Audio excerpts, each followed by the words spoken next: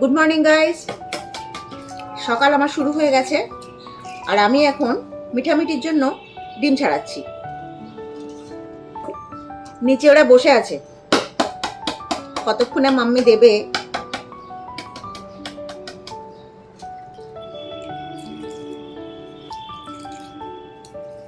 তোমরা আমার ভিডিওগুলো দেখছো তো? সাবস্ক্রাইব করেছো? ভিডিওর মধ্যে যা ভালো লাগবে আর যা আরো দেখতে চাও, যে যে রান্না দেখতে চাও, সেগুলো একটুখানি কমেন্ট করলে খুব ভালো হয়।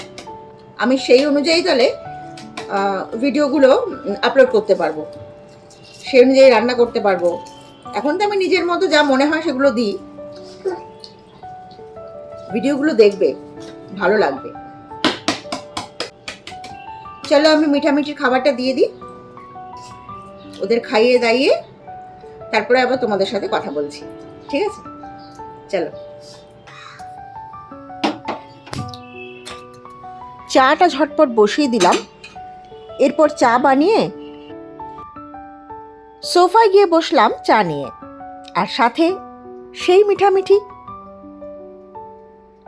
আমি একটু করে বিস্কিট খেলে ওদেরও একটু করে দিতে হবে, আর নয়তো মুখের দিকে তাকিয়ে বসে থাকবে। সে ওরা খাক আর না খাক।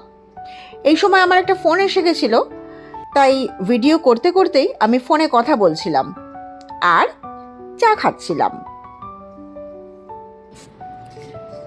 এসে গেছে আমার অনলাইনের বাজার।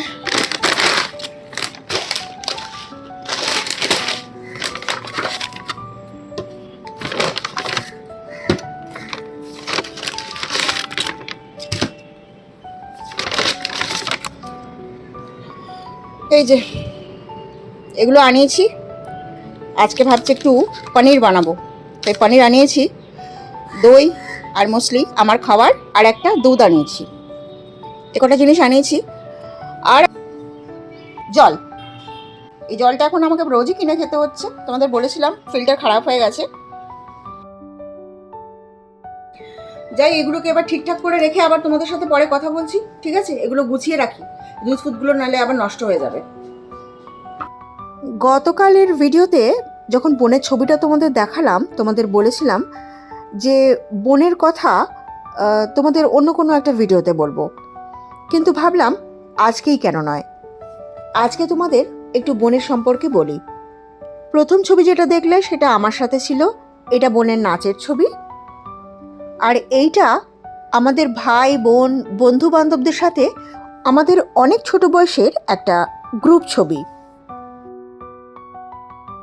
এইটা আমার আর আমার বোনের নাচের ছবি। প্রতি বছর আমাদের তখন সাংস্কৃতিক অনুষ্ঠান হতো অনেক বড় করে, আর এটা সেটারই ছবি। ছবিগুলো দেখলে তো, আমার আর আমার বোনের ছবি। আমার তো সেরকম কোনো ছবি তোমাদের এখন অবধি দেখাইনি ছোটোবেলাকার, তবে বোনের ছবি দেখালাম। বোনের ছবির সাথে যে আমার ছবি রয়েছে সেটা দেখেছো। এই বোন আমার থেকে 1.5 বছরের ছোট, মানে আমরা একদম পিঠুপিঠি বলতে যা বোঝায়। হঠাৎ করে একদিন পড়তে বসেছিলাম, আমরা একটা বারান্দা মতো ছিল আমাদের তখন বাড়িতে, সেখানে আমরা পড়তে বসেছিলাম, আমি বোন সব পড়তে বসতাম। আমি দেখছি ও ছিল প্রচণ্ড ফর্সা, মানে ফর্সাটা হচ্ছে ইয়েলোইশ ফর্সা হয় না, ওরকম টাইপের, বুঝতে পেরেছো? আমি দেখছি যে ওর চোখটা না, মানে একদম এত হলুদ, মানে চোখের যে আমাদের আইবলের যে সাদা অংশটা থাকে ওটা পুরো একদম ইয়েলো কালারের। তো আমার অড লেগেছে, অস্বাভাবিক লেগেছে। তাই আমি বাবাকে বলছি, মাকে ডেকে বললাম যে এরকম, ওর নাম ছিল শিমকি, শিমকির এরকম চোখটা দেখেছো মা, কিরকম হলুদ রঙের হয়ে গেছে। মা দেখলো, মায়ের অস্বাভাবিক লেগেছে, বাবাকে দেখালো। সূর্যের আলোর মধ্যে ওটা স্পষ্ট বোঝা যাচ্ছিল, মানে এতদিন তো কেউ খেয়াল করেনি, মানে তার আগে অবধি কেউ খেয়াল করেনি। সেই সময় আমার চোখেই প্রথম পড়েছিল, আমি বলাতে তারপরে ডক্টরের কাছে নিয়ে যাওয়া হলো। ডক্টর যিনি ছিলেন ওনার কাছে আমরা ছোটবেলায় আমাদের কিছু হলে বাবা মা ওনার কাছেই নিয়ে যেতেন। তো উনি প্রথমে দেখে এমন ভয় পাইয়ে দিলেন যে কি হয়েছে না হতেই পারে, মানে অনেক স্টেজ অনেক এগিয়ে গেছে যেটা হয়েছিল। উনি তো দেখে প্রথমে খুব চেঁচামেচি করলেন, মানে সে কি, এ তো ভীষণ বাড়াবাড়ি হয়ে গেছে। ডাক্তার যিনি ছিলেন উনি বললেন যে এ কি, এ তো ভীষণ বাড়াবাড়ি হয়ে গেছে, এতদিন আপনারা কি করছিলেন? তখন যেটা আসল ঘটনা যে এতদিন বুঝতে পারা যায়নি বা কেউ খেয়াল করেনি, সেটাই বলা হলো। গ্লুকোজ খেতে হবে, গ্লুকোজ, এইটাতে একমাত্র উপায় হচ্ছে গ্লুকোজ খেতে হবে। এবার আমার ওই বোন না মিষ্টি জিনিস খেতে একদম ভালোবাসতো না, আর গ্লুকোজ, ক্রমাগত গ্লুকোজ খাওয়ানো, ঠিক আছে, মা কয়েকদিন চেষ্টা করেছে, ঠিক আছে, খুব বেশি খাওয়াতে পারছিল না, তখন বোন অনেক ছোট, অথবা আমার তখন এরকম ভাবে 9-9.5 বছর বয়স, আর বোন তার থেকে 1.5 বছরের ছোট। তো সে মতাবস্থা তাকে বারবার অতটা করে মানে ঘন করে গ্লুকোজ গুলে খাওয়ানো মায়ের জন্য খুব অসম্ভব ব্যাপার ছিল। আর যেহেতু যে বাচ্চা মিষ্টি খেতে ভালোবাসে না, তো খালি গা গুলাচ্ছে। জন্ডিসে তো এরকম জন্ডিস হয়েছিল, ঠিক আছে, জন্ডিসে তো এরকম টেন্ডেন্সি আছে, গা গুলানোর টেন্ডেন্সি। আরও আর যে মিষ্টি খেতে ভালোবাসে না তাকে মিষ্টি জিনিস বারবার করে খাওয়ানো হচ্ছে, মানে ভমিটিং টেন্ডেন্সির অনেক বেড়ে গেছিল। ডক্টরের কাছে গিয়ে বলা হলো যে ওরকম খাওয়ানো যাচ্ছে না ওকে, ডাক্তারবাবু এরকম কি করা যায়? না, তাহলে গ্লুকোজ ইঞ্জেকশন দিতে হবে। সে গ্লুকোজ ইঞ্জেকশন এত বড় বড়, ঠিক আছে, গোটা গ্লুকোজটা ওখানে ইনজেক্ট করে ঢোকানো হবে, যেখানেই হোক, মানে শরীরের যে কোনো একটা জায়গায়। তো সেটা তো মানে সাংঘাতিক ব্যাপার। বাড়ির সবাই খুব চিন্তায় ছিল, ঠিক আছে, আর মেয়ে তো মানে আমার ছোট বোন তো মানে মোটামুটি ভয় তো সিটিয়ে গেছে, অত বড় ইঞ্জেকশন দিতে হবে, গ্লুকোজের ইঞ্জেকশন, আর যেটা খুব পেনফুল ছিল, ঠিক আছে। তারপর আমার বাড়িতে, মানে আমাদের ওই সময় বাড়িতে একজন বাসনওয়ালা আসতো। আগে পুরনো মা কাকিমারা বাসনওয়ালা ডেকে বাইরে থেকে বাসন কিনতেন না, ওই এক বাসনওয়ালা আসতো। সেই বাসনওয়ালা আমার বোনকে দেখে বলছে, মা এরকম এরকম হয়েছে, বলে দেখো না ডাক্তার, মা বলছে দেখো না ডাক্তার এই বলছে ভীষণ বিপদে পড়েছি। বলে আমার একটা জায়গা আছে, একজন ডাক্তারবাবু আছে, তুমি চোখ বন্ধ করে ওনার কাছে নিয়ে যাও, দেখো উনি কি বলেন, উনি যেটা বলবেন একদম, উনি ধন্বন্তরী ডাক্তার, এইটা ওইটা বলে। তখন মা কি করবে, মা তো মরিয়া তখন, যে কোথাও একটু যদি বেটার কিছু পাওয়া যায়, সেই জন্য ওই ডাক্তারের কাছে নিয়ে যাওয়া হলো। ইতিমধ্যে আমাদের বাড়ির যে কাজের মাসি ছিলেন মাকে অনেক টোটকা বললেন, কি আম গাছের ছাল না জাম গাছের ছাল জলে দিয়ে এরকম হাতে ঘষতে হয়, মানে আমার এক্স্যাক্টলি মনে পড়ছে না, এরকম অনেক টোটকা বলেছিলেন। সেগুলো মা যে যা বলেছে সব কিছু করেছিলেন মা। তো আলটিমেটলি সেই বাসনওয়ালার কথায় ওই ডাক্তারের কাছে নিয়ে যাওয়া হলো বেলগাছিয়াতে, ঠিক আছে। ডাক্তার সত্যিই ভালো, যেমন ব্যবহার তেমন ধীর স্থির, মানে আগে যে ডাক্তারের কাছে নিয়ে গেছিলাম ওনার সাথে আকাশ পাতাল পার্থক্য। তো উনি দেখে বললেন, প্রথম দিন দেখলেন, দেখে বললেন যে আমি কিছু টেস্ট দিচ্ছি, টেস্টটা করিয়ে আজকেই আমি রিপোর্ট নিয়ে, আপনাদের রিপোর্ট নিতে আসতে হবে না, আমি রিপোর্ট নিয়ে একটু ডক্টরের সাথে কনসাল্ট করে তারপরে আপনাদের জানাচ্ছি। আর সেই সময় আমাদের বাড়ির অ্যাড্রেসটা উনি, আমি জানি না ডক্টর বাড়ির অ্যাড্রেস নেন নাকি, সেই সময় উনি কোনো কারণে নিয়ে রেখেছিলেন, বা তখন নিয়ম ছিল বাড়ির অ্যাড্রেস নিতেন, এরকম আমি জানি না। তো সেই সময় বাড়ির অ্যাড্রেসটা উনি নিয়ে রেখেছিলেন। পরের দিন একটু বেলা বাবা অফিস বেরিয়ে যাওয়ার পরে মা দেখছে ডক্টর এসে হাজির। ওই ডক্টর যে আগের দিন নিয়ে গেছিল বেলগাছিয়াতে টেস্ট করিয়ে, ডক্টর নিজেই রিপোর্ট অন্য ডক্টরকে দেখিয়ে কনসাল্ট করে ডিরেক্টলি আমাদের বাড়িতে চলে এসেছেন। ওনাকে দেখে তো মা অবাক। দিয়ে তারপরে ডক্টর বললেন যে দেখুন আমি বড় ডক্টরের সাথে কনসাল্ট করেছি, ইমিডিয়েটলি ভর্তি করতে হবে। শ্যামবাজার অঞ্চলের একটা বিখ্যাত হসপিটালে ভর্তি করা হয়েছিল। সেই হসপিটালে ভর্তি করার পরে হসপিটালে বৃহস্পতিবার বা শুক্রবার ভর্তি করা হয়েছিল বোনকে। মাকে হসপিটালে থাকতে হবে, থাকছিল মা বোনের সাথে, একদম তো ছোট ছিল বোন, তো ওখানে একজনকে অ্যালাউ করা হতো।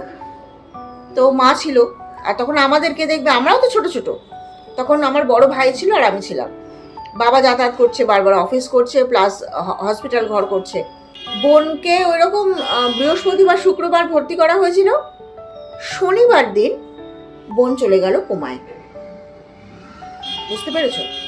তার আগে বিভিন্ন ভুল বকা, মা ওদের চলে যেতে বলো, ওরা 4 জন আছে, ওদের চলে যেতে বলো, আমি ওদের সাথে যাব না, ওদের চলে যেতে বলো না মা তো মায়ের এরকম অনেক এক্সপিরিয়েন্স আছে। এইসব যে কথাগুলো বলছি সেটা একটা অন্য ঘটনা, আমি মেন ঘটনার থেকে অন্যদিকে চলে যাব তাহলে বলতে বলতে। মানে এইসবগুলো ভুল বকতো, আর মা বুঝতে পারতো যেগুলো কেন বলছে। মা তো বুঝতে পেরে আরও মায়ের মানে ভয় শিখরে গেছিল। বোনকে জড়িয়ে ধরে বলতো, তোকে কেউ নিয়ে যাবে না, আমি আছি, এই তো, এরকম টাইপের মা বোনকে সান্ত্বনা দিত। এরকম করে করে শনিবার দিন বোন চলে গেল কোমায়। তখন আমার বড় পিসির বাড়ি নাগের বাজারে ছিলাম আমি আর আমার ভাই, ওই কটা দিন। সেই সময় মাসি আসেননি। মাসিরা অনেক পরে, তখন তো আর এরকম ফোন টোনের ব্যাপার ছিল না, মাসিরা অনেক পরে চিঠি গেছে, খবর পেয়েছে, মানে 2-3 দিন পরে। বুঝতে পেরেছো? যাই হোক, সেই সময় আমি আর আমার ভাই পিসির বাড়িতে ছিলাম। ওখান থেকে যা খবর পেতাম, বোন এরকম আছে, বোন এরকম আছে। শনিবার দিন কোমায় যাওয়ার পরে রবি, সোম, মঙ্গলবার দিন দুপুর 2:12 আমার বোন মারা যায়। আমাদের ছিল গোপাল কাকু বাবার বন্ধু, গোপাল কাকু এসেছিল ওই নাগের বাজারে পিসির ফ্ল্যাটে খবর দিতে যে বোন আর নেই। তখন আমার বয়সটা এরকম যে হাউ হাউ করে কাঁদবো বা কি করব, বোন আর নেই, এটা ভাবতে বা ওটা হজম করতে বা কি করব, কিংকর্তব্য বিমূঢ় হয়ে গেছিলাম। যাই হোক, আবার ফিরলাম। তখন আমরা দমদমে থাকতাম। ফিরলাম সবাই দমদমের বাড়িতে, আমি, আমার ভাই। বোন চলে গেল। সে সময় যে বাড়িটা ছিলাম ওরা এতটা নিষ্ঠুর, ওদের কি চলছিল, বোধহয় বিয়ের 1 বছর হয়নি বা এরকম টাইপের একটা কিছু হয়েছে, বাড়ির ছেলের বিয়ে হয়েছিল। বোনকে বাড়ির ভেতরে ঢুকতে দিল না, ডেড বডি বাড়ির ভেতরে ঢুকতে দিল না। আমাদের বাড়িটার সামনে একটা মাঠ ছিল, ওই মাঠের মধ্যে বোনকে রাখা হয়েছিল। কত লোক যে এসেছিল সেই সময় তোমাদের বলে বোঝাতে পারবো না। বুঝতে পেরেছো? সেই সময়ের কথা চিন্তা করলে এখনো মনে হয় যে আরো হয়তো অনেক কিছু করার ছিল, করতে পারিনি, ভীষণ আফসোস হয়। এরপরে অনেক দিন অবধি 2019 অবধি বোন আমার স্বপ্নে এসেছিল। কিছু বলতো না, চুপচাপ থাকতো, এরকম টাইপের স্বপ্ন দেখতাম 2019 অবধি। মানে এটা একটা অন্য পার্ট যদিও, কথা বলার বা ঘটনাচক্রের একটা অন্য পার্ট যদিও, 2019 অবধি আমার বোনকে আমি দেখেছি।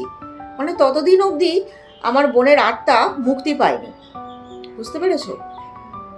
2019-এর পর থেকে স্বপ্নে আর কোনোদিন বোনকে দেখিনি, টিল নাও স্বপ্নে আর কোনোদিন বোনকে দেখিনি। 2019 অবধি আমার পরিষ্কার মনে আছে বোনকে আমি স্বপ্নে দেখেছি। কিছু না, বোনকে সবার মধ্যে বোনকে দেখতাম, আমার ফিলিং হতো বোন তো আর থাকবে না, বোন চলে যাবে। স্বপ্নের মধ্যে সবার মধ্যে দেখছি, অথচ এটা ভাবছি বোন চলে যাবে। অদ্ভুত ধরনের বিষয়, স্বপ্নগুলো অদ্ভুত ছিল, কিন্তু বোনকে 2019 অবধি আমি দেখেছি। তো এই ছিল বোনের ঘটনা। তোমাদের সাথে শেয়ার করতে পেরে আমার ভালো লাগছে যে কাউকে অন্তত পুরো ঘটনাটা এত বছর বাদে বলতে পারছি। সব থেকে বেশি তো এই ঘটনায় আমার মা সাফার করেছেন। তার যে ফিলিং, তার যে কষ্ট হয়তো অতটা আমাদের সেই সময় হয়নি, কারণ তখনও আমরা তো আর মা হয়নি না। মা যিনি ছিলেন তিনি অনেক বেশি কষ্ট সাফার করেছেন। এটা তোমাদের বলার ছিল। কালকে হঠাৎ করে বোনের ছবিটা পেছনে ছিল, তোমাদের ওটা দেখালাম। তো এটা না বলতে পারলে আমার ভেতরে একটা হচ্ছিল যে কতক্ষণে তোমাদের বলবো।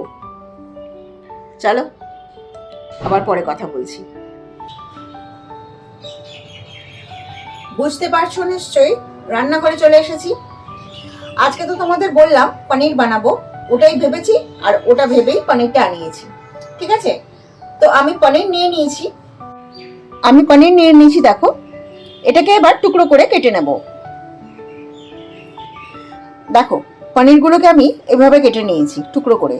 আমি একটু বড় বড় পনিরের টুকরো করতে ভালোবাসি, কিন্তু আমার মেয়েরা বলছে যে অত বড় পনিরের টুকরো করলে ওদের নাকি সেটা ভালো লাগে না, ছোট ছোট পনিরের টুকরো করতে বলেছে। আমি সেই জন্য পনিরগুলো খুব ছোট ছোট করে কেটেছি। দেখো আমি একটু কড়াইশুঁটি বসিয়ে দিয়েছি, আর তার মধ্যে সামান্য একটু নুন দিয়ে দিচ্ছি, যাতে কড়াইশুঁটির রংটা একেবারে ইনট্যাক্ট থাকে। বুঝলে, কড়াইশুঁটিটা সেদ্ধ করে নিচ্ছি। এটা পনিরের রান্নাটাতে দেব, কিন্তু একদম লাস্টে সেদ্ধ অবস্থায় দেব। পনিরগুলো টুকরো করা এটা একটা অন্য পাত্রে নিয়ে নিয়েছি, আর তাতে কিছুটা নুন দিয়ে দিচ্ছি। নুনটা দিয়ে পনিরগুলো একটু ভালো করে মেখে নিতে হবে, মানে জাস্ট পনিরের গায়ে নুনটা লাগিয়ে দেওয়া আর কি। কড়াই বসিয়ে দিয়েছি, এবার কড়াইতে সাদা তেল দিয়ে দিচ্ছি।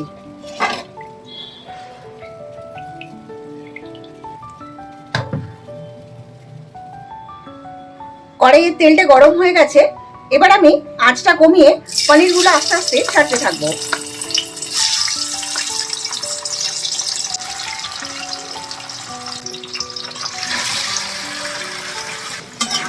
এবার পনিরগুলো ভালো করে দেখো একটু লাল লাল করে ভেজে নিতে হবে, একটু লাল লাল করে ভাজা হবে পনিরগুলো। কড়াইশুঁটি অনেকটাই সেদ্ধ হয়ে এসেছে, আর দেখো পনিরটা এই অবধি ভাজবো, আর বেশি ভাজবো না। এবার পনিরগুলো আমি তুলে নেব। দেখো পনিরগুলো ভেজে তুলে রাখলাম। তেলে পনিরের কিছু টুকরো ভাজছে, অসুবিধা নেই। এর মধ্যে এবার কিছু গোটা গরম মশলা ফোড়ন দেব। দেখো মশলায় নিয়েছি জিরে, গোলমরিচ, দারচিনি, বড় এলাচ, ওটাকে ফাটাইনি, বড় এলাচটাকে গোটাই রেখেছি, কটা ছোট এলাচ, লবঙ্গ, আর কিছু জয়িত্রীর ফুল নিয়ে নিয়েছি। ব্যাস এটাই দেব গোটা মশলা হিসেবে ফোড়ন। এবার আমি এই গোটা গরম মশলাগুলো এর মধ্যে দিয়ে দেব। তেলটা একটু ঠান্ডা করেই আমি এর মধ্যে দিয়েছি, কারণ গরম তেলের মধ্যে দিলে মশলাগুলো সব পুড়ে যাবে, তার থেকে আস্তে আস্তে একটু করে ভাজা হোক। মশলাগুলো একটু ভাজা হলে, মানে গোটা গরম মশলাগুলো একটু ভাজা হলে দিয়ে দেব এই আদা গ্রেট করে রেখেছি এটা, আর একটা ছোট টমেটো কুচো করে রেখেছি। এই দুটো উপকরণ আমি তেলের মধ্যে দিয়ে দেব এখন।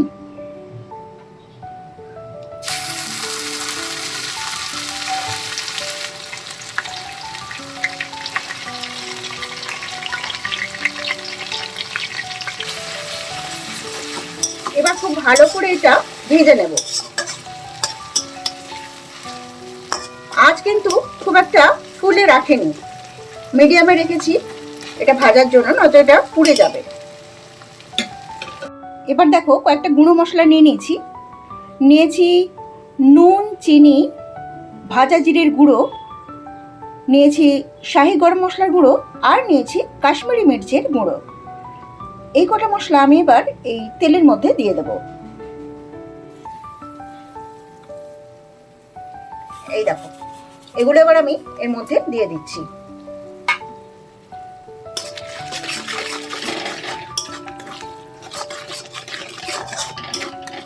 খুব ভালো করে কষাবো। এবার আমি আঁচটা একটু বাড়িয়ে দেব।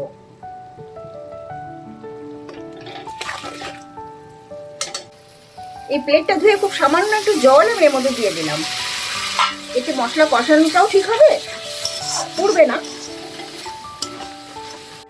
এইবার দেখো আমি খানিকটা ক্যাপসিকাম কুচো করে নিয়েছি, গ্রিন ক্যাপসিকাম নিয়েছি। এটা খুবই অল্প পরিমাণে আছে, ধরো হাফেরও হাফ এরকম পরিমাণ রয়েছে। আমি আমার পনিরের জন্য এইটুকুই নিয়েছি, এইটুকুনি যথেষ্ট একটু গন্ধ হওয়ার জন্য। এবার এটা এই কষানো মশলাতে দিয়ে দেব। ক্যাপসিকামটা দিয়ে দিলাম। এটা দিয়ে আবারও খুব ভালোভাবে নেড়ে নিতে হবে।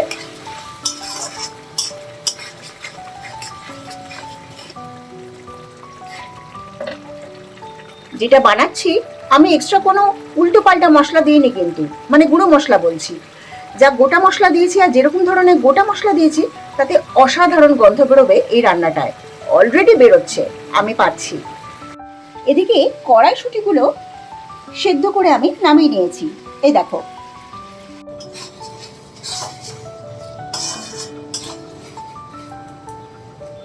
এদিকে মেয়ে চলে এসছে কলেজ থেকে, বুঝতে পেরেছো? আর ছোট মেয়ের আজকে ছুটি, ওদের পরীক্ষা চলছে, ঘরেই আছে। দুজনকে এবার চা দেবো। চাটা গরম করেছি, ঢেলে নি।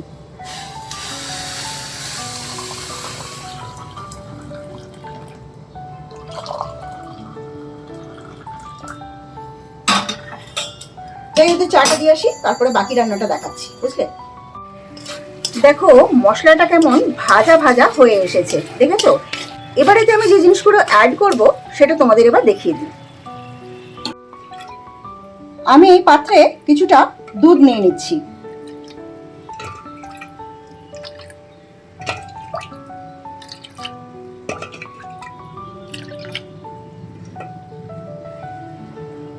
আর এই দুধের মধ্যে দিচ্ছি একটুখানি দই।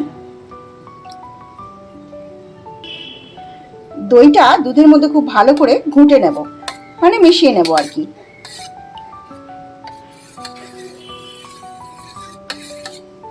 এটা মিশিয়ে এই মশলাটার মধ্যে, যেটা কড়াতে হচ্ছে এখন, তার মধ্যে অ্যাড করে দেব। এবার এতে এই মিশ্রণটা অ্যাড করে দিলাম।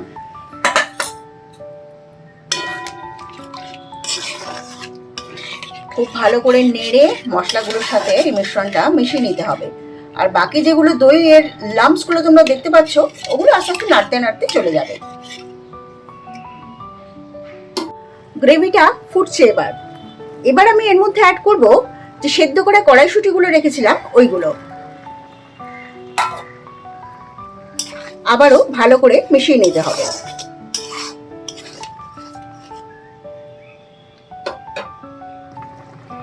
এবার আমি এর মধ্যে দিয়ে দেব একটু গরম মশলা গুঁড়ো। এটা এলাচ, লবঙ্গ, দারচিনি গুঁড়ো করা।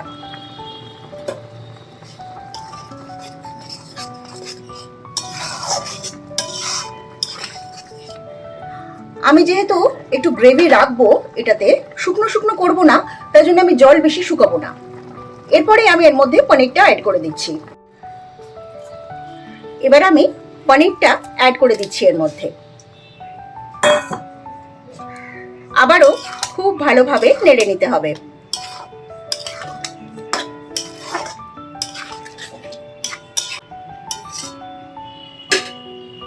যে পনিরের রেসিপিটা আমি রেডি করছি, পরবর্তীকালে দেখবে, মানে যখন হয়ে যাবে তখন দেখবে কি কালার এসেছে, আর গন্ধ যা বেরোচ্ছে সেটা তো আমিই পাচ্ছি। তোমরা এই রেসিপিটা ফলো করলে এইরকমই গন্ধ পাবে। বানিয়ে নিজেরা খাও আর আমাকে জানিও কমেন্ট করে যে কেমন লাগলো।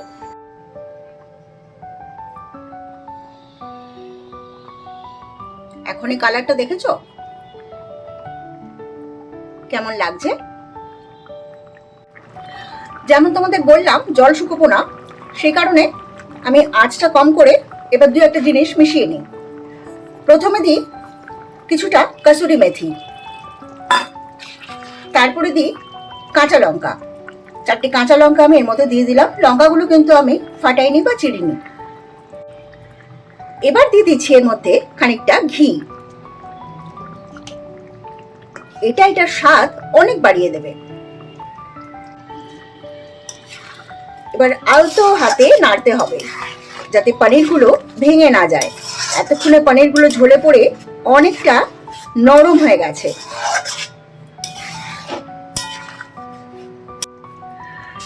দেখো রান্না কিন্তু আমার একদম শেষের দিকে, দেখেছো কত সুন্দর দেখতে লাগছে। এবার গ্যাস বন্ধ করে এটা নামিয়ে নিই, একটা অন্য পাত্রে ঢেলে নেব। চলো, আমার পনিরের ইউনিক রেসিপি একদম তৈরি। এবার আমি পনিরটা একটা অন্য পাত্রে ঢেলে নিচ্ছি।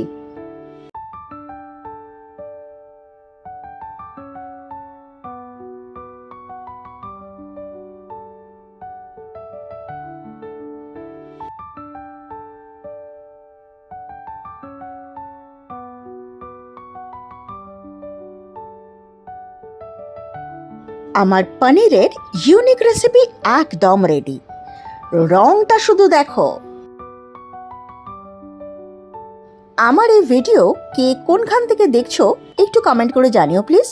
আর আমার এই রেসিপি ফলো করে এই পনিরের আইটেমটা বানিয়ে খেয়ে আমাকে অবশ্যই জানাবে যে কেমন লাগলো। রান্নাঘরের কাজ আমার হয়ে গেছে, মানে আমার রান্না বান্না কমপ্লিট। এবার চলো একটু রেস্ট নিই, তারপর আবার পরে তোমাদের সাথে কথা হচ্ছে, ঠিক আছে? যথারীতি এবার আমার খাওয়ার পালা, সেই মুসলি আর দই।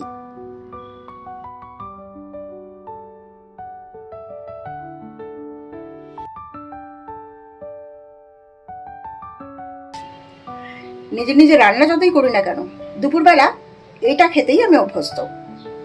তবে হ্যাঁ, কখনো কি আমি স্কিপ করি না তা নয়, তবে কন্ট্রোল করার চেষ্টা করি। খেতে তো ইচ্ছে করে, সেটা তো বলাই বাহুল্য। চলো এবার এটা খেয়ে নিই। সেই আবার হুঁদোর মতো মুখ করে বসে টিভি দেখা আর দই মুসলি খাওয়া।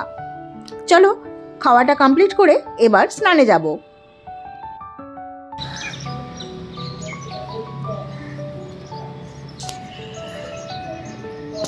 রান্না বান্না আমার নিজের খাওয়া সবই হয়ে গেছে, এবার যাচ্ছি চান করতে।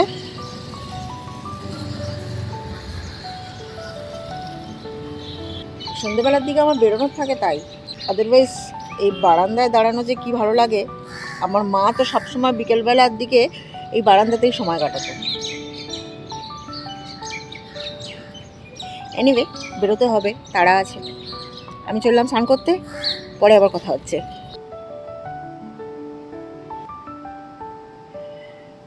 চুলটা এখনো শুকোয়নি, স্নান করে পুজো টুজো সেরে নিয়েছি। এবার রেডি হব, রেডি হয়ে বেরোবো। চলো আবার বেরিয়ে কথা হবে। রেডি হয়ে গেছি, বেরোচ্ছি। গরমের মধ্যে এটা পড়তে হচ্ছে। যখন স্কুটি বা বাইকে যাই না, ভীষণ ঠান্ডা লাগে এই কানগুলোতে। ঠান্ডা লাগার এমনি ধাত আছে, তাই জন্য এটা পড়তে অবশ্যই হচ্ছে আমাকে। যতদিন ঠান্ডা থাকবে, ঠান্ডা ঠান্ডা ভাব থাকবে, ততদিন পড়বো। তারপরে আস্তে আস্তে চলো এবার বেরোই।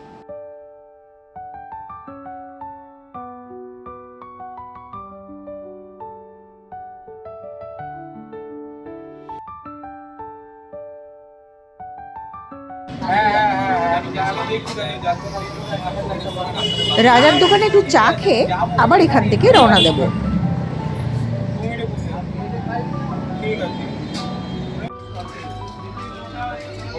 এই দেখো, আমি স্কুটি থেকে নেমে গেছি। এটা কোন জায়গা জানো? চিনতে পারছো? চিনতে পারারই কথা। এটা হচ্ছে সেই বিখ্যাত চিত্তবাবুর দোকান। এখানে আমরা প্রায় দিনই বসে চা খাই, তবে আজকে একটু ভিডিও করে নিলাম। এখান থেকে একটু চা খেয়ে নিয়ে বেরিয়ে আমি আমার কাজে চলে যাব। তারপরে পরে আবার তোমাদের সাথে কথা হবে। আজকের যে ভিডিওটা তোমরা পুরোটা দেখেছো? সত্যি কথা বলো, দেখেছো? আচ্ছা, যতটাই দেখেছো, তোমরা তো দেখেছো যে আমি একটা কত ভালো রেসিপি দিয়েছি আজকে। পনিরের একটা ইউনিক রেসিপি দিয়েছি। কেমন লেগেছে আমাকে অবশ্যই কমেন্টে জানাবে। আর আমি যেভাবে বানিয়েছি পনিরের রেসিপিটা, তোমরা যদি সেইভাবে ফলো করে বানাও, যেমন আগের দিন চাটনিটার কথা বললাম, সেভাবে যদি বানাও, এত অসাধারণ একটা স্মেল হয় না এই পনিরের রেসিপিটাতে। তোমরা এইভাবে ঠিক গোটা মশলাগুলো যেরকম বলে দিয়েছিলাম তোমাদের, ওরকম গোটা মশলা দিয়ে ওরকমভাবে বানালে খুব সুন্দর একটা গন্ধ হয় পনিরের। আর টেস্ট তো তোমরা এইভাবে বানাবে আর খেয়ে আমাকে অবশ্যই কমেন্টে জানাবে যে তোমরা ঠিকঠাক করে বানিয়েছো কিনা। আর আজকে তো বুঝতেই পারছো, শেষ সময় চলে এসছে আমার এই ব্লগ ভিডিওর, আমার নয়, ব্লগ ভিডিওর শেষ সময় চলে এসছে। তাই জন্য আমি বেরিয়ে তোমাদের সাথে একটু কথা বলছি, আর ন্যাচারালি ভিডিওটাও শেষ করব। সেই জন্য আজকের ভিডিওটা আমি এখানেই শেষ করছি, বুঝলে? দেখা হচ্ছে তোমাদের সাথে আবার পরের ব্লগ ভিডিওতে। ততক্ষণের জন্য কি টাটা।